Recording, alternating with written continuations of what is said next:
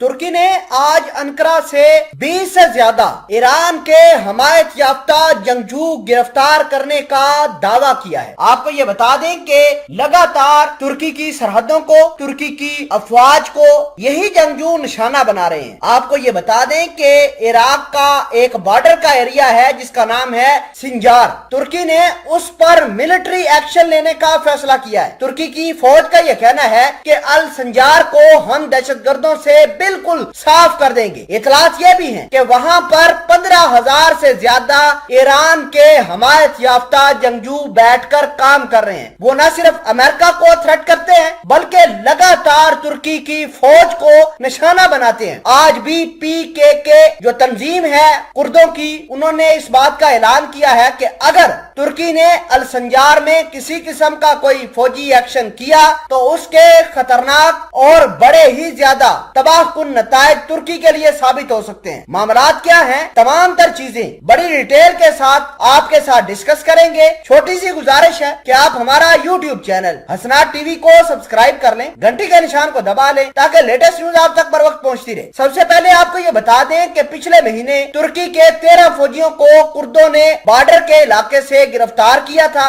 और गिरफ्तार करके सबसे पहले उनको इराक के अंदर शिफ्ट किया और कुर्दों ने ये कहा कि तुर्की हमारे फला जो पकड़े हुए लोग हैं उनको रिहा करे, तब जाकर हम फौजियों को बख्शेंगे। मुज़ाकरात नाकाम हुए और कुर्दों ने 13 से ज्यादा तुर्क फौजियों को सरों में गोली मारकर जाँ बहक कर दिया था। आपको ये बता दें कि अब तुर्की ने ये कहा है कि वो किसी सूरत भी कुर्दों को नहीं बख्शेंगे। पीकेके एक तंजीम है जो कि इराक के नादरन सूबे अल संजार के अंदर काम करती है और तकरीबन 15,000 के करीब ये लोग मौजूद हैं वहां पर जो लगातार तुर्की के खिलाफ, अमेरिका के खिलाफ काम करते हैं। नाज़रीन ग्रामी, इनको सपोर्ट जो करता है वो ईरान वाले करते हैं। तो इसका मतलब ये है कि अगर तुर्की जो है ईरान के इन हमायत याफ्ता जंगजुओं का सफाया करता है तो तुर्की और ईरान आपस में भी क्लैश कर सकते हैं। और क्लैश कहां हो सकता है? वो सीरिया के अंदर हो सकता है, लीबिया के अंदर हो सकता है, या फिर तुर्की जो आजकल बड़ी तेजी से अफगान पीस प्रोसेस को प्रमोट कर रहा है, हो सकता है कि तुर्की की इस एफर्ट को ईरान अफगानिस्तान के अंदर बर्बाद कर दे। बड़ी अहम बात यह है कि तुर्की ने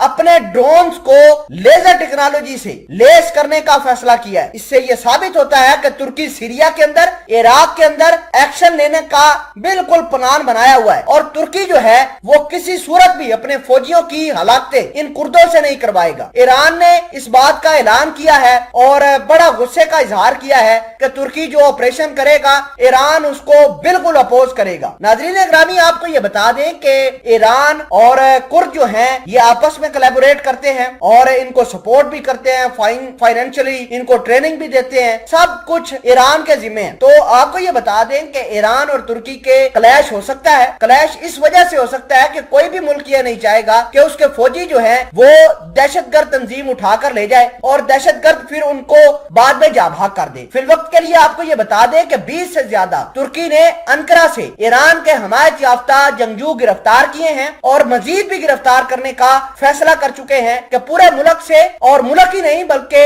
आसपास के मुल्क खसूसन इराक, सीरिया के अंदर से ईरान के हमायत याफ्ता जंगजुओं को खत्म करने का फैसला किया है। अब बड़े पैमाने पर तुर्की जो है वो ऑपरेशन कर सकता है और ये ऑपरेशन काफी डेडली साबित हो सकता है ईरान के लिए।